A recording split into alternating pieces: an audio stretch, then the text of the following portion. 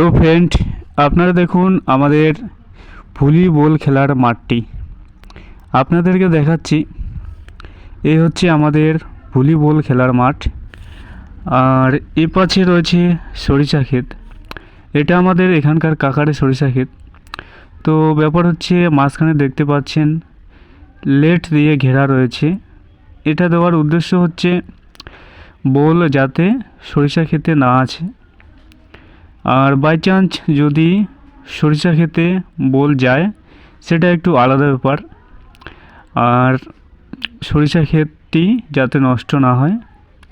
আর এখানে আমরা আপাতত খেলতেছি বল। তো এটা আর এই মাঠটি আমাদের কিছুদিন বাদে হয়তো নাও থাকতে পারে। তো আপনারা দেখুন আমাদের মাঠটি কেমন হয়েছে। যদি ভালো লাগে তাহলে লাইক, কমেন্ট, শেয়ার করবেন।